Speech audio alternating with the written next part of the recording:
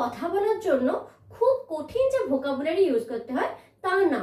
আমরা রোজ যে কথা বলি তার জন্য আমাদের বেসিক কিছু ভোকাবুলারি জানলে আমরা খুব ফ্লুয়েন্টলি ইংলিশে কথা বলতে পারবো। ইংলিশে ভালো কথা বলা মানে খুব কঠিন কঠিন ওয়ার্ড ইউজ করা না। ইংলিশে ভালো কথা বলা মানে নিজের মনের কথাটা ক্লিয়ারলি স্পষ্ট ভাষায় এক্সপ্রেস করতে পারা। তো চলুন আজকে কিছু বেসিক ভোকাবুলারিজ আমরা দেখে নিই। এবার চলুন আমরা রোজকার দিনে যে সমস্ত কাজ করি সেইগুলোকে ভার্ব বলে। আগের দিনে আমরা শিখেছিলাম আমরা যা কিছু করি সবকিছুই ভার্ব। এমনই কিছু অ্যাকশন ওয়ার্ডস দেখে নিতে পারি আমরা, যেমন ইট, ইট মানে খাওয়া। গো, গো মানে যাওয়া। কাম মানে আসা। ডু মানে কিছু করা। মেক মানে বানানো। টেক মানে নেওয়া। গিভ মানে দেওয়া।